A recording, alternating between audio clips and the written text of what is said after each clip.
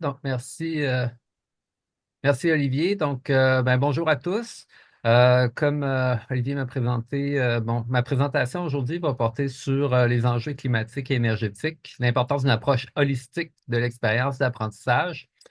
Pour vous donner peut-être un aperçu de ce qui m'a amené là, à ce projet-là, parce qu'à la base, moi, je suis chercheur en stratégie et en affaires internationales. Euh, donc, euh, j'ai fait mon doctorat à Ivy et qui portait sur Greenpeace. En fait, donc comment est-ce que Greenpeace, d'un point de vue organisationnel, amenait à l'avant-plan là, des enjeux environnementaux. Donc, j'avais cet intérêt-là, mais aussi l'intérêt de travailler sur des enjeux complexes. Et à force d'enseigner à des étudiants de différents niveaux, j'ai intégré des enjeux climatiques, j'ai intégré des enjeux énergétiques, mais je me suis rendu compte qu'il y avait un très grand défi pour eux de comprendre ces enjeux-là. Et j'ai toujours été surpris du fait que ils avaient très peu de connaissances sur ces enjeux-là. C'est certain que, bon, moi, c'était pas des étudiants qui désiraient être des experts sur les enjeux énergétiques, c'était des étudiants de MBA. Mais si on regarde là, les enjeux climatiques, les enjeux énergétiques, ben, il faut que les futurs gestionnaires puissent bien comprendre ces enjeux-là et qu'il y ait un désir en fait, de faire une différence là, sur ces enjeux-là. Donc, c'est un peu ce qui m'a amené à développer là, des cours sur le leadership climatique. Euh, et donc, c'est ce sur quoi je vais m'attarder aujourd'hui. Donc, ma présentation aujourd'hui va être en 5 points. Dans un premier temps, je vais parler des défis de l'enseignement des enjeux climatiques et énergétiques. Je vais faire référence à ma propre pratique, mais aussi celle de mes collègues jusqu'à un certain point. Euh, Ensuite, dans un deuxième point, je vais parler de l'importance d'une approche holistique de l'expérience d'apprentissage. Donc, à quoi je fais référence lorsque je parle d'une approche holistique de l'expérience d'apprentissage? Et ensuite, je vais présenter le laboratoire qui a servi là, pour plusieurs des idées là, que j'amène ici, qui est le cours à vélo vers une économie net zéro. Et je vais aborder 3 applications possibles, donc des utilisations qui ont été faites de certains aspects du cours, qui ont été repris dans d'autres cours et même là, au-delà de HEC Montréal. Et pourra conclure avec une discussion conclusion si vous avez des questions. Donc, c'est l'agenda pour la présentation aujourd'hui. Donc, sans plus tarder, je vais aborder toute la question là, des enjeux climatiques et énergétiques. Donc, les 3 images que je vous présente ici, c'est pas ce qu'on voit nécessairement quand on parle d'enjeux énergétiques ou climatiques, mais ça reflète en fait différentes activités qui sont au cœur de l'activité humaine et qui sont au cœur de nos sociétés. Donc, ici, on a, dans la première image, on a un cycliste, donc une personne qui utilise un moyen de transport. Dans la deuxième image, bon, on a l'alimentation, ou en tout cas des fruits et légumes qui sont dans l'alimentation. Et ici, on a en fait des habitations, donc des résidences. Et ces 3 secteurs-là représentent d'une certaine façon les défis auxquels on est confronté lorsqu'on aborde les enjeux climatiques et énergétiques. Pourquoi? Ben, parce que chacune de ces activités-là mobilise des systèmes sociotechniques d'une certaine façon. Donc, si on regarde, par exemple, ici, le premier, bon, on a un cycliste. Donc, c'est un cycliste, mais c'est un moyen de transport. Donc, ce moyen de transport-là pourrait être tout autre, mobiliser une autre forme d'énergie là, que celle qui est générée par l'utilisateur. Et c'est un moyen de déplacement. C'est un peu idéal comme moyen de déplacement, mais ça illustre, en fait, ce vers quoi on pourrait tendre, ou une solution, du moins, en lien avec les changements climatiques. Ici, et énergétique également, étant donné que ça nécessite moins d'énergie. Donc ici, on a bon, l'alimentation qui présente des enjeux climatiques, des enjeux énergétiques également, et les habitations. Là, et là, on peut aller encore plus loin au niveau des enjeux qui peuvent être abordés à travers le résidentiel, mais aussi le commercial, au niveau là, du carbone opérationnel, du carbone intrinsèque, des enjeux aussi énergétiques. Donc, ça aborde panoplie d'enjeux. Donc, si on regarde, en fait, ces différents types d'activités-là, ça touche directement nos modes de vie, donc ça touche directement la manière dont on vit et changer les systèmes sociotechniques qui sous-tendent, en fait, ces activités-là ben, ça demande de remettre en question nos modes de vie puis la façon dont on perçoit ceux-ci. Donc, c'est des enjeux importants et quand on parle de ces enjeux-là, souvent, comment est-ce qu'on va le faire? Et là, je reprends mes premières tentatives d'aborder ces enjeux-là auprès de mes étudiants. Peut-être que ça va résonner avec certains d'entre vous. Mais on va l'aborder souvent de manière très rationnelle. Donc, on va aborder la question climatique un peu de cette manière-là. Donc, on va parler du réchauffement. Donc, on va parler du réchauffement climatique. Qu'est-ce que ça peut impliquer? Et ça, c'est des diapositives que j'utilise là, dans certains cours. Donc, c'est vraiment à titre illustratif. On va mobiliser d'autres graphiques, peut-être sur une autre période de temps, une autre échelle, pour essayer de montrer pourquoi c'est important. Si on va plus loin, on va faire le lien avec CO2 et donc on va sortir les niveaux de concentration de CO2 dans l'atmosphère avec particules par million, tout ça. Et la transition, souvent, on va l'aborder avec des trajectoires d'émissions, des scénarios. On va utiliser les modélisations. Donc, tout ça, c'est très important. Je pense que c'est important de l'aborder. Mais une des choses qui est commune à toutes ces approches-là, c'est que ça touche principalement le cerveau. En ce sens que on arrive avec des informations rationnelles et on les partage avec les étudiants et on prend pour acquis que la connaissance est partagée. Donc, c'est un peu comme ça qu'on l'aborde. Mais le défi ici, c'est que ça ne va pas nécessairement se traduire par des changements de comportement. Donc, ça va être principalement des connaissances qui vont avoir été partagées. Les étudiants les plus motivés vont retenir les informations, ils vont les assimiler, ils vont être capables de les appliquer. Mais on sait très bien que pour plusieurs, c'est pas quelque chose qui va les marquer. Ils vont arriver à l'examen, ils vont passer l'examen et donc voilà, on passe au cours suivant. Et c'est encore plus vrai maintenant avec les outils d'intelligence artificielle qui sont très mobilisés dans les cours. Donc, ce qu'on sait, les limites de ces approches-là, les défis aussi dans une école de gestion, parce qu'évidemment, on ne s'adresse pas nécessairement des experts ou des gens qui ont des connaissances sur les principes physiques, sur les phénomènes biophysiques nécessairement très poussés ou même sur les enjeux énergétiques qui sont très poussés. Ben, ces connaissances-là, ils ne vont pas nécessairement se traduire par un changement de comportement. Donc, il faut travailler sur les attitudes, les comportements. Puis aussi, moi, c'est sûr que je travaille dans un programme en développement durable, donc il faut aller au-delà de ça. Donc, ce n'est pas uniquement le partage des connaissances, c'est aussi amener les étudiants à devenir des citoyens qui vont être motivés à résoudre des problèmes environnementaux. Donc là, on voit très bien que des approches plus traditionnelles vont avoir leurs limites. Et comme on se situe dans une école de gestion, là, ça amène un autre défi, c'est que déjà, les écoles de gestion accusent quand même un retard dans l'éducation au changement climatique. Ça, c'est un constat qui a été fait là, par des chercheurs.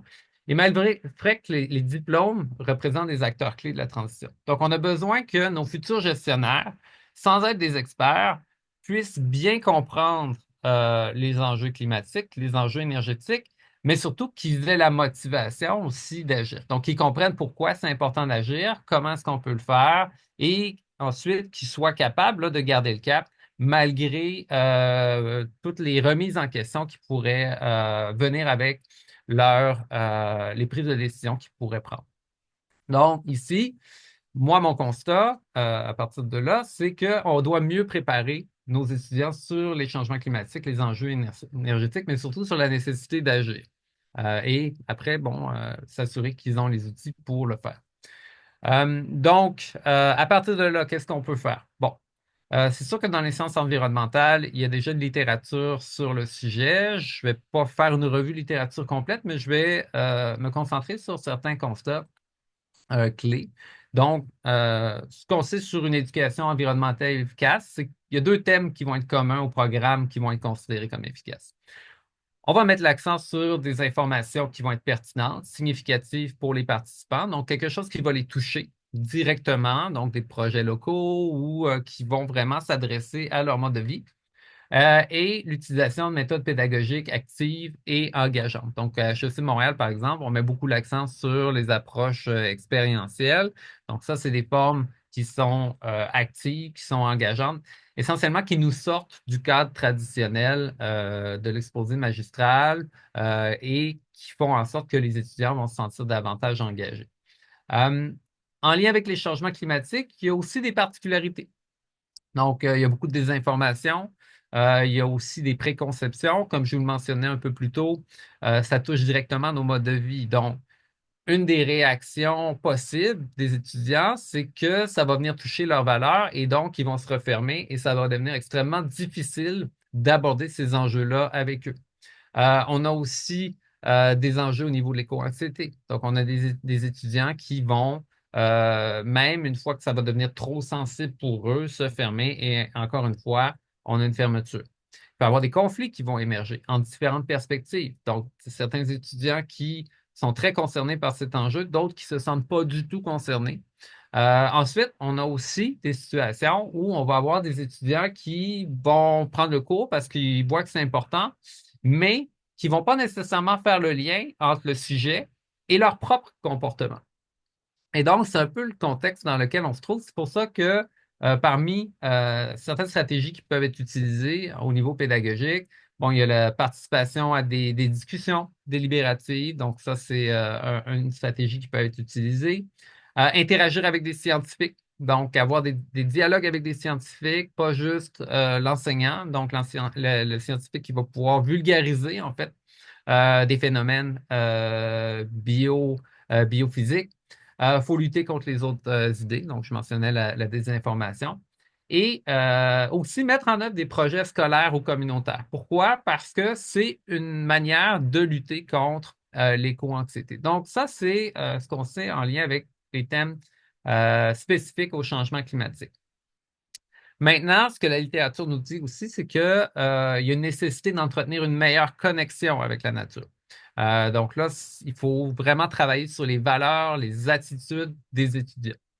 Il faut aussi cultiver un sentiment d'autonomisation, donc amener les étudiants sur responsabilité et aussi à être conscients que leurs actions font une différence. Donc tout ça, normalement, ça devrait permettre à nos étudiants là, d'être plus efficaces en termes là, d'acteurs de changement. Donc, quand on prend tout ça, qu'est-ce que ça implique? Ben, essentiellement, ça implique de revoir nos approches pédagogiques. Et c'est là où une approche holistique de l'expérience d'apprentissage devient importante. Donc, à quoi on fait référence là, lorsqu'on parle d'une approche holistique? C'est une approche qui va prendre en compte la personne dans sa globalité. Donc, comme je vous le disais tout à l'heure, on se concentre beaucoup sur le rationnel, le cerveau des étudiants, mais il faut aussi prendre en compte les autres dimensions de l'étudiant, de l'humain. Là, je parle beaucoup dans un contexte éducatif, évidemment, mais ça a des implications aussi là, en milieu de travail. Donc, il faut considérer le spirituel, donc l'intuition, l'esprit, les valeurs, la pensée, l'intellect, le cognitif, qui est souvent ce qu'on va privilégier dans le cadre de nos cours. Il faut aussi travailler sur le corps, donc le physique, la motricité, les émotions, beaucoup, les émotions qui sont un moyen, en fait, de changer les cadres cognitifs qui agissent comme des filtres sur l'information qui est reçue par les étudiants. Et ensuite, il faut travailler sur le social, la culture, l'environnement. Donc, les liens que les personnes vont apprendre entre eux. Parce que, en fait, on voit souvent l'enseignement avec l'étudiant qui reçoit, mais c'est beaucoup le contexte dans lequel les apprentissages vont prendre forme qui va influencer les étudiants. Et donc, c'est là qu'une approche holistique est intéressante parce que ça permet en fait d'adresser la personne dans sa globalité et donc d'avoir des apprentissages qui sont beaucoup plus efficaces si on veut travailler sur les attitudes et les comportements et amener nos étudiants à non seulement bien comprendre l'information, mais être capable de prendre cette information-là et à mettre en pratique autant dans leur vie professionnelle que personnelle. Donc, c'est l'approche qui, pour moi, euh, peut permettre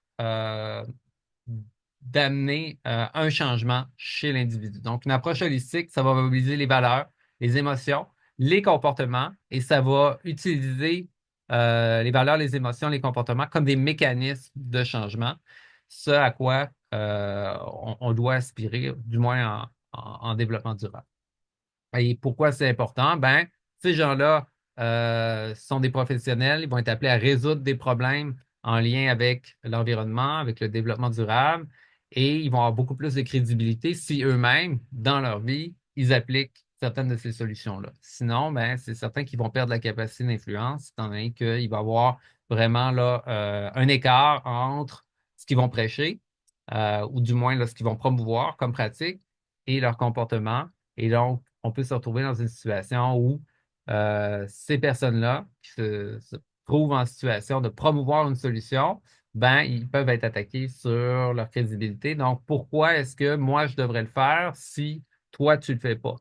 Donc, c'est un peu ce qu'on doit prendre en compte dans l'expérience étudiante. Et pour ça, une approche holistique peut permettre de changer les comportements. Du moins, c'est la prémisse de mon approche. Donc, quoi ça peut ressembler en pratique? Donc là, ça m'amène à vous parler d'un cours important sur lequel je travaille depuis 2022 et que je présente aujourd'hui un peu comme le laboratoire des idées là, qui sont mises de l'avant ici. Donc, ce cours-là porte sur les enjeux climatiques, les enjeux énergétiques. Donc, c'est le cours à vélo vers une économie net zéro. Donc, le cours s'articule autour du concept là, des zéro émissions net. Les objectifs d'apprentissage officiels, c'est de comprendre les enjeux et défis liés à l'atteinte de la neutralité carbone, fournir aux participants une meilleure compréhension des outils pour préparer les organisations à l'atteinte de la neutralité carbone et développer les attitudes et les compétences des étudiants pour accompagner les organisations dans leur poursuite d'un objectif de zéro émission nette. Donc, ça, c'est les objectifs officiels. Maintenant, il y a aussi les objectifs non officiels qui sont de réduire l'éco-anxiété des participants. Donc, ça, c'est quelque chose que je voyais beaucoup, puisque ça peut devenir un frein à l'action. Donc, c'est important d'adresser cet enjeu-là. Puis aussi, les amener à développer là, une forme d'espoir constructif pour qu'ils aient la confiance en leur capacité d'agir. Donc, stimuler le sentiment là, d'autonomisation. Donc, ensuite, bon, encourager les participants à voir le vélo comme un moyen de réduire les GES et amener les étudiants à développer des bonnes habitudes de vie, autant au niveau de la santé physique et mentale. Donc, vraiment, on est dans une approche ici qui est holistique, qui touche autant l'esprit, donc le cerveau, que les valeurs et le physique, et aussi comme les étudiants euh, travaillent ensemble. Là, ça vient à chercher un autre aspect. Donc, ça, c'est les objectifs officiels. Et il y a trois composants essentiellement. Donc, premier composant, les fondements théoriques des changements climatiques, des transformations nécessaires pour atteindre la neutralité carbone. Une partie pratique auquel ils vont rencontrer différents intervenants, des entreprises, des scientifiques. Donc là, ça permet d'adresser toute la question de la mise d'information, des rencontres avec les scientifiques. Ça permet d'entretenir des discussions. Et un projet d'intervention avec le port de Montréal, et donc quelque chose qui est appliqué, qui les touche directement, étant donné que le port de Montréal, ben, toute notre marchandise, ou en tout cas une bonne partie de notre marchandise à Montréal, transige par le port. Et donc, c'est un reflet aussi de nos propres comportements, de notre propre consommation. Sans compter que le port, il y a des enjeux énergétiques, il y a des enjeux comportementaux. Et donc, ça permet vraiment là, d'aller compléter là, l'aspect holistique. Et comme j'ai mentionné, le titre du cours, c'est à vélo. Donc, ça intègre le vélo dans les déplacements tout au long du cours. Et donc, ça, c'est un élément aussi là, qui fait partie du cours. Donc, ils expérimentent, ils travaillent ensemble. Et le public cible, des étudiants de premier cycle, des cycles supérieurs. Donc, le cours à vélo, c'est un peu comme un laboratoire. Depuis 2022, depuis 2022, j'ai eu 57 étudiants de deuxième cycle. On est aussi accompagné par un guide cycliste. On a rencontré pas loin, là, on a fait pas loin d'une cinquantaine de présentations, visites en entreprise, 13 rencontres avec des scientifiques, plus de 11 000 kilomètres à vélo, si j'inclus là, les kilomètres de tous les participants. Et on a aussi réalisé 12 mandats de consultation avec le Port de Montréal ou l'administration du Port de Montréal en lien avec son projet Un port carboneutre. Et la prochaine édition commence très bientôt, là, le 1er mai. Ça, c'est depuis 2022. En passant, le cours s'est mérité le prix de la transformation pédagogique de l'Association internationale de management stratégique 2024. C'est un cours qui est reconnu.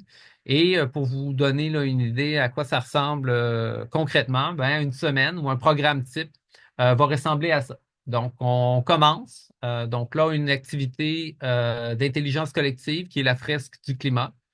On a les présentations. Donc, tout de suite, les étudiants sont confrontés à leur mandat. Donc là, déjà là, il y a un élément de stress. Ça vient toucher leurs émotions aussi parce que là, ils se rendent compte que, wow, OK, je vais avoir un mois pour résoudre ce problème-là.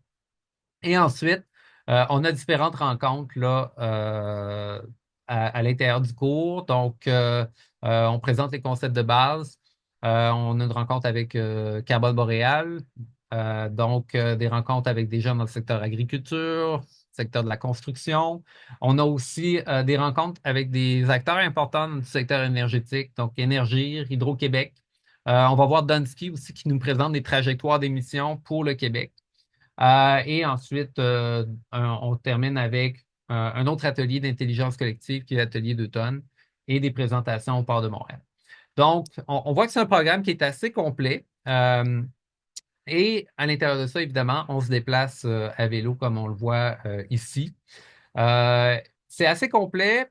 Le profil des étudiants est très varié. Il y en a qui viennent pour l'expérience professionnelle qu'ils viennent chercher. Il y en a d'autres qui sont carrément pour la décroissance. Et donc, parfois, on a même des écarts très importants au niveau de leurs valeurs. Mais ce qui est intéressant, c'est que il y a vraiment une transformation qui s'opère auprès des étudiants. Ça, je pourrais peut-être l'aborder là tout à l'heure là, lorsque. En fait, je vais en parler tout de suite. Donc, il y a vraiment une transformation qui s'opère auprès des étudiants. Donc, des étudiants qui n'auraient jamais pensé travailler pour une entreprise énergétique qui a quand même une empreinte carbone importante, qui se retrouvent à vouloir travailler là, devenir un acteur de changement à l'intérieur de l'organisation. D'autres qui étaient très anticapitalistes, qui en fait se retrouvent à vouloir accompagner des organisations dans leur transition. Et il y a évidemment là, des changements de comportement aussi qui sont associés à ça. Donc, des étudiants qui n'auraient jamais fait de vélo pour se déplacer en ville, qui voient maintenant que c'est facile, il y a des limites, mais qui sont beaucoup plus conscients là, des possibilités de ce mode de déplacement-là et des avantages que ça peut apporter. Donc, ça, c'est le cours. Maintenant, je vais parler brièvement du projet de recherche parce que, oui, il y a un projet de recherche qui est rattaché à ça. Donc, le projet de recherche est basé jusqu'à présent sur 3 cohortes de participants. C'est assez complet, en fait. Donc, on a un questionnaire avant, après, qui est envoyé aux étudiants là, à chaque édition. Il y a aussi des observations qui sont faites à chaque année. Il y a eu des entretiens qui ont eu lieu là, la première année.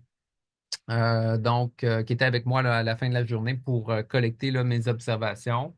Et aussi, une source de données importante, c'est les journaux de bord des étudiants.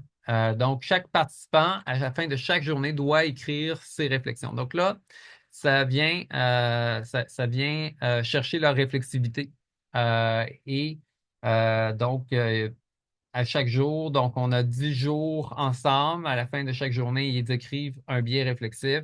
Donc, 10 biais par étudiant, par édition. Et donc là, on est à plus de 500 mémos quotidiens, 500 biais réflexifs rédigés. Les travaux finaux, où là, ils doivent utiliser des approches de backcasting pour essentiellement se projeter dans l'avenir comme acteur de changement et finalement les évaluations du cours. Donc, chacune de ces sources de données-là est mobilisée là, d'une manière ou d'une autre là, à travers là, les projets de recherche en cours. Mais je dirais que les principales sources là, de données, c'est vraiment les journaux de bord parce que c'est comment ils le vivent au moment où ils l'expérimentent et aussi les questionnaires qui permettent vraiment de voir avant, après. Et éventuellement, ce que j'aimerais faire, c'est des entrevues là, 3, 4, 5 ans après. Donc là, déjà, la première édition était en 2022. Donc, ce sera un bon moment là, cette année pour faire des entretiens avec les éditions de la première édition. Donc, ça, c'est pour le projet de recherche. Ce que j'aimerais partager avec vous maintenant, c'est trois applications ou trois aspects du cours qui viennent mobiliser en fait une approche holistique et qui peuvent être transférables là, à d'autres cours pour éventuellement vous donner des idées. Donc, la première application j'aimerais aborder, c'est l'intégration du vélo comme outil pédagogique. Euh, Pourquoi je les traite séparément? Parce que oui, évidemment, là, il y a l'ensemble du cours, mais c'est parce que à travers le projet, c'est vraiment apparu comme quelque chose de marquant. Mais c'est aussi quelque chose qui peut être reproduit là, dans d'autres contextes. D'ailleurs, on a d'autres cours à vélo à HEC Montréal et j'ai aussi des étudiants qui ont organisé en fait des activités. Donc, si on prend le vélo, souvent on va le voir là, comme un mode de déplacement, mais ici, dans le cadre du cours, ça devient vraiment un outil pédagogique pour essentiellement là, communiquer des enjeux en lien avec la transition. Donc, ici, bon, cours et programmes d'application, ou du moins là, que j'ai identifié ici, c'est cours à vélo vers une économie net zéro. J'aurais pu inclure aussi le MBA, je suis en train d'y penser. Mais donc, ça, c'est le principal cours d'application. J'ai aussi des anciens étudiants qui ont organisé des activités en lien avec le développement économique ou à l'intérieur de leur travail à vélo suite à leur expérience. Mais les principaux objectifs d'apprentissage en lien avec l'utilisation du vélo, ben, c'est développer une plus grande sensibilité envers l'environnement externe. Donc ça vient toucher là, tout l'aspect physique de l'apprentissage. Mieux comprendre les enjeux de transition liés à l'adoption d'une solution d'atténuation. Et ça, c'est quand même important parce que on le voit, tu sais, c'est une chose de dire ben, il faut prendre davantage de vélos ou il faut réduire nos émissions en lien avec le transport. Le transport, c'est 42,8 des émissions au Québec. On sait qu'il faut les réduire, mais c'est une autre chose de euh, passer à l'action, de mettre en place ces solutions. Et si on regarde le vélo, il y a beaucoup de freins à l'utilisation. Bon, il y a les infrastructures, mais il y a aussi la perception des risques. Il y a aussi la perception que les distances sont très grandes, que c'est difficile. Et donc là, ça devient intéressant parce que pour nos étudiants, ben, ça leur permet de voir que, ah, OK, ben, peut-être que ça, c'est pas tant un frein ou peut-être qu'il y a des limites. Et là, en tant que futurs professionnels, ben, ça leur permet aussi de développer une meilleure compréhension de ce sur quoi ils peuvent travailler pour inciter davantage aux gens à adopter cette solution-là. Et un autre objectif, ben, c'est développer le sens de l'autonomisation. Donc, souvent, on a un sentiment d'épuisance, mais s'il y a une chose qu'on peut faire, ben, c'est bien celle-là qui est simple, qui ne demande pas beaucoup de sacrifices. Et donc, c'est un peu les objectifs que j'avais identifiés là, en lien avec ça. Le format, activité liée au thème du cours, mais les déplacements faits à vélo. Donc, on pourrait le faire sur un autre, tout à fait là, en lien avec un autre cours, qui pourrait même à la limite ne pas être en lien avec le développement durable.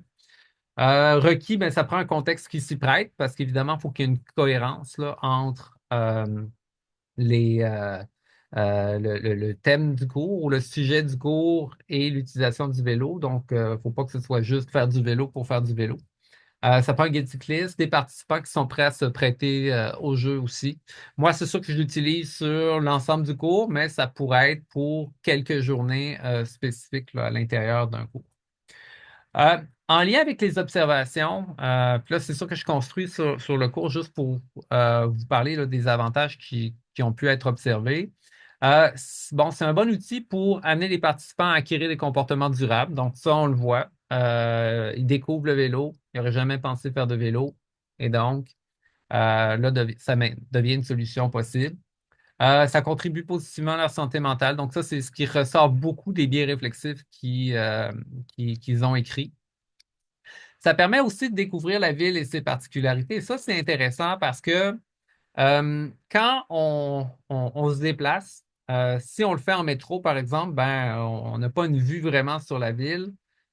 Si on le fait en voiture, on est dans une bulle, donc on est protégé de l'environnement et donc on passe beaucoup plus rapidement. On ne prête pas la même attention à l'environnement. Alors que quand on est en vélo, on est forcé essentiellement de prêter attention à son entourage, aux éléments autour, c'est quoi les risques potentiels, on est en interaction aussi avec les gens, on voit les immeubles. Et donc, il y a cet avantage-là aussi qui permet en fait de développer une plus grande sensibilité à la ville, à ses particularités. Et donc, ça nous permet aussi de comprendre peut-être un peu mieux les défis liés à l'adaptation et l'atténuation des changements climatiques. Maintenant, ça, c'était somme toute ce qui était prévu ou ce qui était anticipé. Quand on pousse un peu plus loin dans les journaux de bord des étudiants, ce qui est intéressant, c'est aussi que ça permet de promouvoir les interactions, la construction d'une communauté.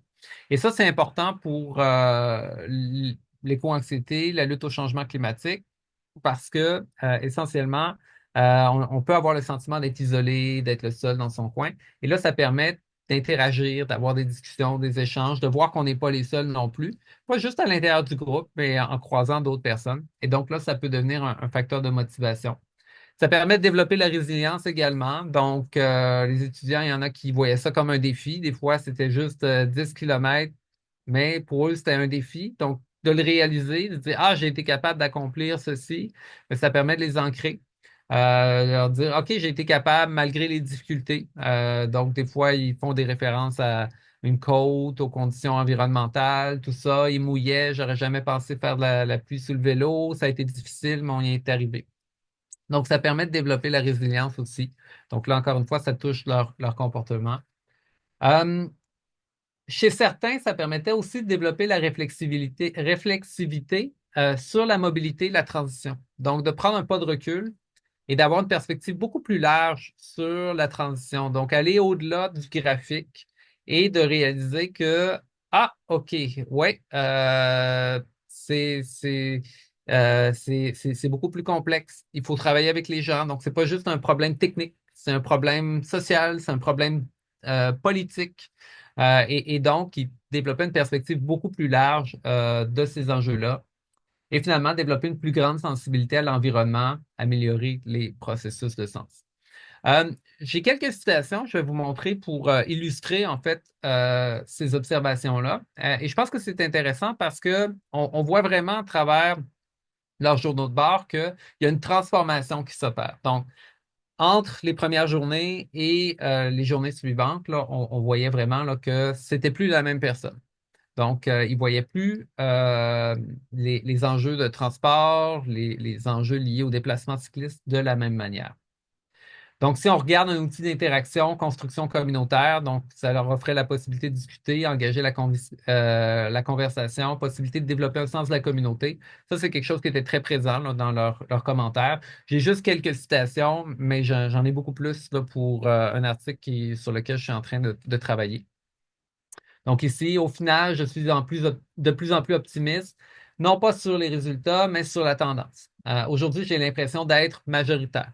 Donc, permet de travailler aussi sur leur sentiment d'éco-anxiété, le fait qu'ils ont l'impression d'être seuls. Donc là, ils voient qu'ils ne sont pas seuls. Donc là, ça amène un sentiment de motivation aussi à continuer à s'impliquer. Sur la résilience, par exemple, bon, certaines journées, on avait des trajets un peu plus ambitieux. Donc ici, j'ai pris une photo là, du pont. Pour ceux qui traversent le pont à vélo, c'est quand même pas facile. Donc, il y a des bons défis. Il y en a qui ne sont pas nécessairement en très grande forme physique. Donc là, vous avez une idée du trajet. Et puis en plus, là, si on ajoute la pluie, le vent à tout ça, ben, ça devient vraiment là, un défi pour eux.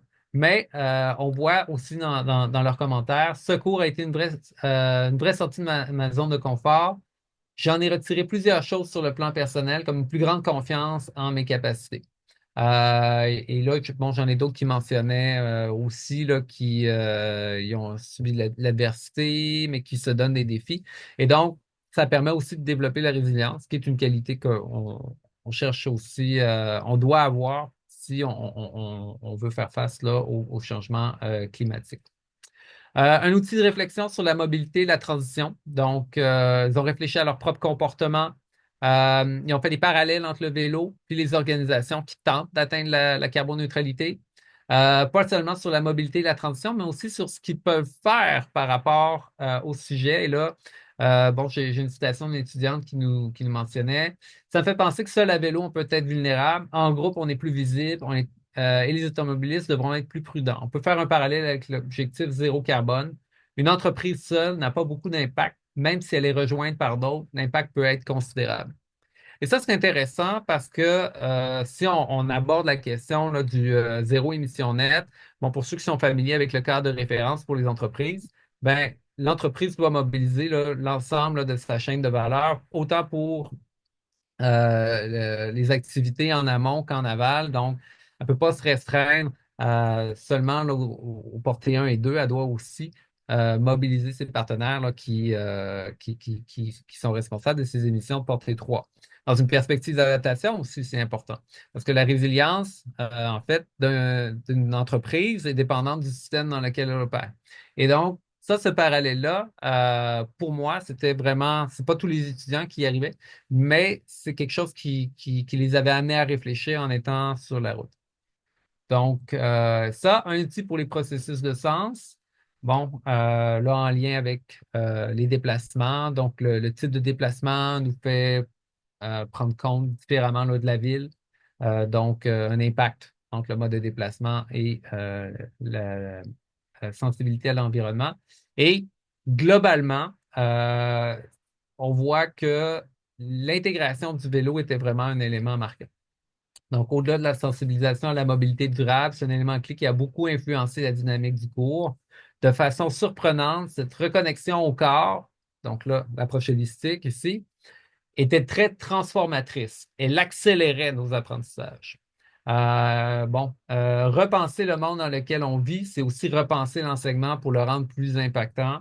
Et donc, ça, c'était un étudiant à la fin du cours. Donc là, ici, on voit que avec le vélo, on est capable d'utiliser un outil de moyen de transport, mais d'aller chercher d'autres objectifs au niveau de la socialisation, au niveau là, de la mobilisation du physique pour amener un autre niveau de réflexion auprès des étudiants. Donc ça, c'est un peu plus complexe à mettre en place. C'est pour ça que j'ai voulu faire ressortir aussi deux autres aspects du cours, deux applications possibles que j'ai aussi appliquées à d'autres contextes. Donc, le deuxième, c'est vraiment l'intégration d'un projet appliqué. C'est sûr qu'un projet appliqué, je sais qu'il y en a d'autres qui le font, mais ici, je voulais le soulever parce que on minimise souvent l'aspect émotionnel qui est rattaché au projet, l'aspect physique, OK? C'est quelque chose que j'ai réalisé à travers le cours, c'est que c'était des mandats qui étaient très ambitieux. Et donc, les étudiants devaient mettre beaucoup plus d'heures que dans un cours normal.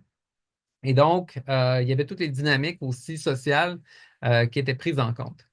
Et donc, l'intégration d'un projet appliqué, pour moi, c'est pas juste appliquer un outil, c'est aussi les relations que les étudiants développent entre eux, qui devient à ce moment-là un outil d'apprentissage du moment qu'on est capable de capitaliser sur ça.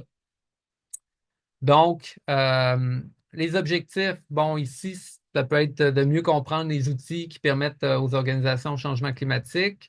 Ça peut être de développer des compétences d'accompagnement dans l'adaptation, l'atténuation des changements climatiques. Il y a différents cours, programmes d'application. Moi, je l'ai utilisé dans mon cours de leadership climatique à la maîtrise en développement durable, mais aussi depuis l'an dernier, je l'utilise au MBA avec une particularité, c'est que là, cette année, j'ai demandé aux 26 étudiants du cours de travailler ensemble sur le projet avec une seule note. Et donc là, ça suscite beaucoup d'émotions parce que ils deviennent imputables les uns envers les autres s'ils veulent une bonne note. Et donc là, ça, c'est un moyen que j'ai utilisé pour amener cette dimension-là, là. Pas uniquement là, le rationnel, mais aussi le physique, le relationnel qui développe ensemble. Donc, format que j'utilise, un projet d'une durée de 3 à 6 semaines réalisé auprès d'une organisation qui est prête à participer.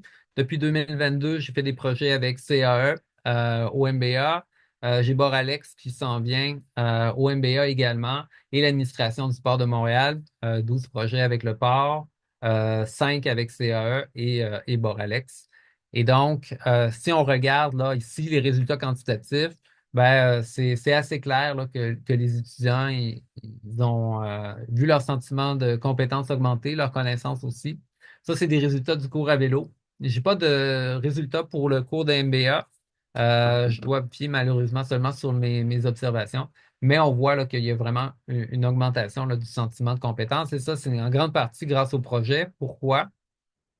En fait, on a le projet qui est un problème à résoudre et donc, ça augmente l'engagement vers les contenus, permet d'acquérir des nouvelles connaissances qui ne sont pas nécessairement vues là, dans le cadre du cours.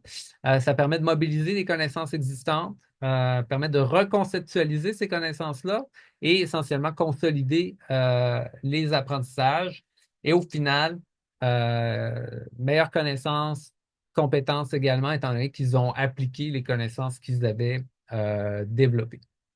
Et là, il y a différents facteurs aussi qui ont impacté le processus sur lequel je pourrais revenir s'il y a des questions. Et finalement, la troisième application, c'est l'utilisation d'activités d'intelligence collective. Donc, évidemment, le vélo, le projet appliqué, c'est sûr que ça s'ajoute bien à des cours sur plusieurs semaines, mais en entreprise, on n'a pas nécessairement le temps de le faire. Des fois, on a des formations aussi à l'école des dirigeants qui sont d'une journée. Et l'utilisation d'activités d'intelligence collective peuvent aussi permettre d'aller mobiliser une approche holistique, étant donné que les personnes travaillent ensemble dans la réalisation de l'activité. Ça vient chercher leurs émotions si on est capable là, de travailler avec ça. Et finalement, ça les remet en question aussi, ça les confronte sur leur mode de vie. Donc, ça permet de partager des connaissances, mobiliser là, le physique également et le relationnel. Donc, activité d'intelligence collective, donc les objectifs d'apprentissage, comprendre les causes des changements climatiques, leurs conséquences, comprendre les trajectoires menant la neutralité carbone d'ici 2050, comprendre les enjeux sociaux et politiques de la transition. Différents contextes d'application, moi, je l'ai utilisé dans les cours de tous les niveaux. Aussi, je l'utilise avec des dirigeants. Donc, avec des formations à l'école des dirigeants ou d'autres formations en organisation. Donc, il y a beaucoup d'organisations qui les mobilisent. C'est des ateliers de 3 heures. Personnellement, depuis 2022, 23 séances de la fresque du climat, 9 séances de l'atelier d'automne. Et pour ceux qui ne sont pas familiers avec ces ateliers-là, en fait, les gens vivent quand même des émotions fortes parce qu'ils sont appelés, en fait, à résoudre un problème qui est somme toute complexe. Et ce que je remarque, là, évidemment, je n'ai pas de projet de recherche en lien avec ça. Je sais que euh, on a notre collègue en entrepreneuriat qui avait l'intention de faire un projet en lien avec ça. Je serais très intéressé par ça. Mais ce que je remarque, c'est que souvent les gens se rendent pas compte de ce qu'ils ignorent. Et donc, un atelier comme celui-là leur permet là, de se rendre compte que, oh, c'est beaucoup plus complexe. Et pour des enjeux climatiques, des enjeux énergétiques, c'est un avantage important parce que la plupart des gens ont entendu parler des changements climatiques, mais je dirais que le niveau de connaissance est somme toute superficiel. Pour l'énergie, c'est un peu la même chose. Si on regarde les enjeux énergétiques. Donc, l'énergie, c'est pas quelque chose qu'on voit. Oui, on peut le mesurer, mais dans la vie de tous les jours, les gens ne réalisent pas toujours la quantité d'énergie qui va être mobilisée ni sa source. Et donc, à travers des activités comme celle-là, ça permet de vulgariser des sujets complexes, mais ça leur permet aussi de travailler ensemble pour réaliser que leurs collègues ou les personnes avec qui ils travaillent n'ont peut-être pas le même niveau de connaissance ou peut-être qu'ils en savent plus. Donc là, ça permet de vivre une expérience en soi qui va être confrontante pour eux. Et donc là, ça ouvre la porte à des apprentissages plus poussés par la suite Et donc, c'est comme ça que je l'ai mobilisé. Donc, c'était trois applications. Pour la discussion, conclusion, moi, ce que j'avais en tête, c'était d'aborder la question, là, répondre à vos questions. Mais le point clé que j'aimerais amener, c'est que lorsqu'on aborde des enjeux complexes, comme les enjeux climatiques, énergétiques, on peut plus se contenter de simplement là, faire appel à la rationalité des gens. Il faut vraiment travailler là, à travers une approche holistique de l'expérience d'apprentissage, autant dans un contexte académique qu'un contexte professionnel, parce que ce qu'on veut, c'est que les gens non seulement comprennent, mais aussi que ça les amène à changer leur comportement et qu'ils en viennent à se voir aussi comme une partie de la solution. Donc, briser essentiellement là, le triangle de l'inaction où on va rejeter la faute sur les autres, parce qu'essentiellement, c'est vraiment collectivement qu'on est capable de résoudre ces enjeux-là à travers des meilleures connaissances, mais aussi à travers des changements quand même importants au niveau des systèmes socio-techniques, donc au niveau de nos modes de vie. Donc, ça fait le tour de ma présentation. J'inviterai maintenant là, le public s'il y a des questions ou des commentaires.